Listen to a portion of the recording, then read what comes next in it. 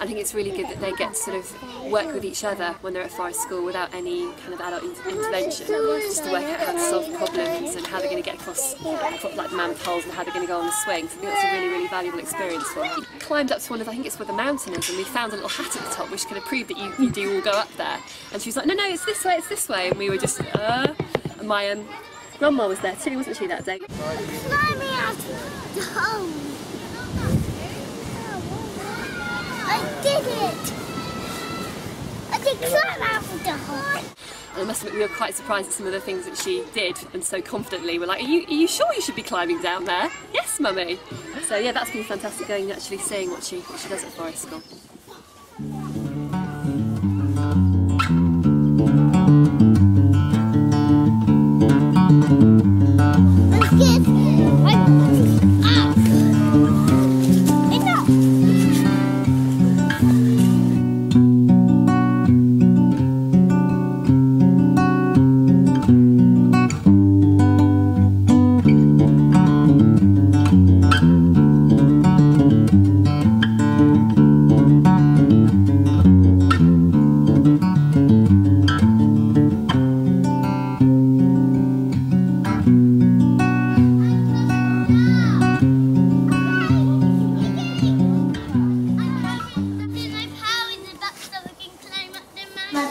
That's it, the Muddy Mountain. And like the bus going bumpy. And the bus on the way even. Well, there we go. Yes, that's a new experience, isn't it?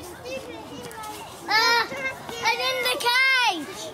I don't think people perhaps have enough time or the energy, especially if we've got more than one child maybe. I draw the bird. I think also because we've just moved down from London, and so though we have lovely parks in London, it's usually quite a trek to get out to woodland. I was very lucky as a child to have gone to a school where we had a wood, and nature studies was part of that curriculum, and it was just left me with a lifelong love and also understanding of flora and fauna, really. The wiggly one's gone away. Look, it's not here. Where is he gone? He went in the mud.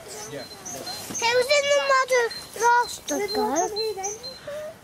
When I was younger, I was always into tadpoles and frogs in the back garden, making little ponds, and or even if you're just out on the street running around doing your little games. And there wasn't the TV, and he can explain, this is called this, and it's quite, it's making him more grown up and more mature, and also he's aware of all his surroundings. You need to be careful doing that down here. Otherwise, you will.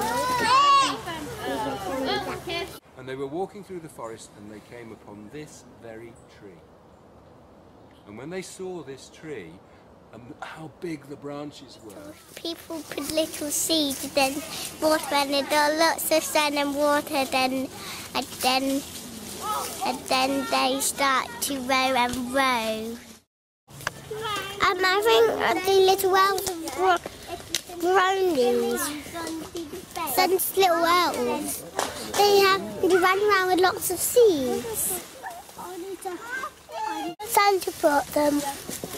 Santa Claus with his Rudolphs. They flied. They had wings. And then he's flown away in the trees now. That's a great idea. Who done that? I don't know. Who do you think? Elves! Elves!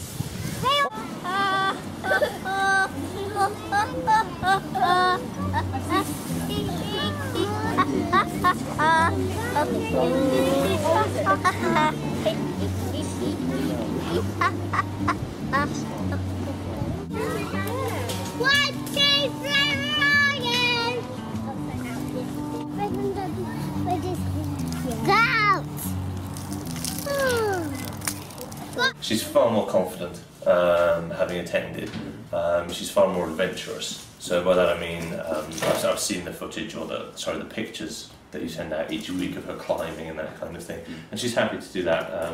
Climb ladders, a couple of steps, step up to things, whereas before she'd be much more reserved. And even in playgrounds, when we go to playgrounds and adventure playgrounds, she's much more capable and happy to go off and explore on her own rather than have either Kim or I hold her hand.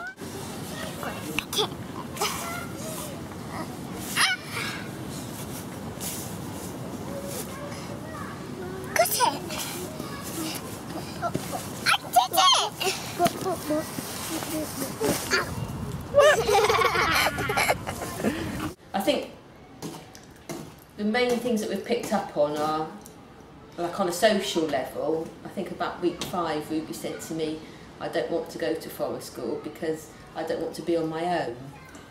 And I think that was quite poignant because I think she was learning the dynamics of a social situation and that I'm not there to help her make friends. She's got to do that all by herself.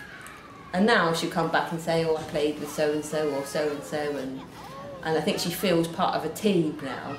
But I think that's been a massive learning curve because she hasn't got mummy to kind of say, oh, why don't you come and play with so-and-so over here, and that's all has to come off her own back. So I think I'd say to other parents, it's just not all fun, they're not all just going to go to the woods and have a lovely time. There's massive learning curves and some are ups and highs and some are lows, but at the end of it, you know, they've learnt so much and developed so much, it was worth going through the highs and lows.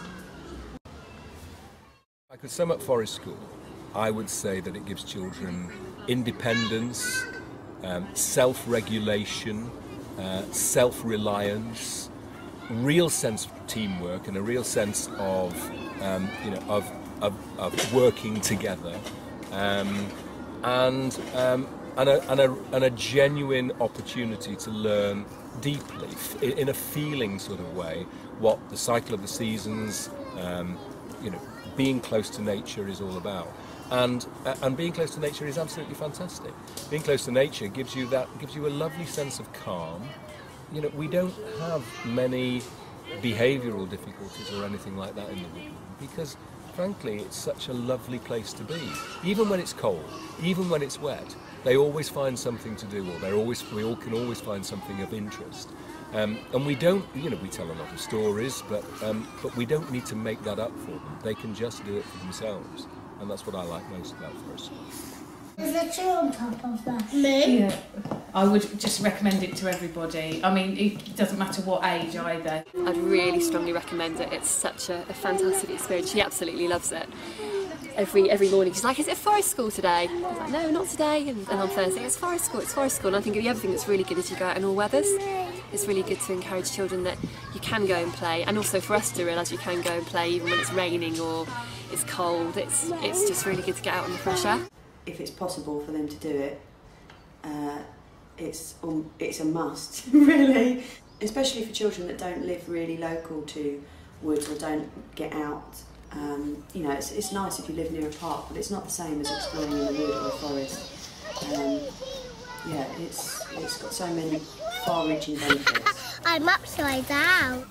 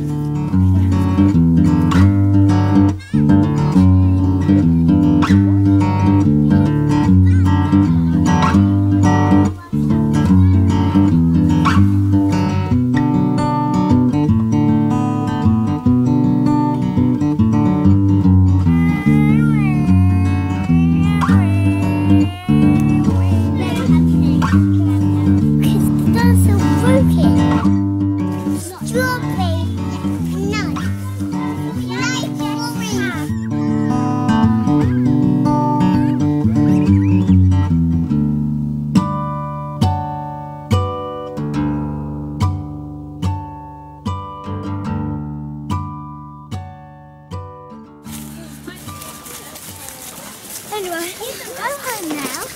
You won't go home like that. spider.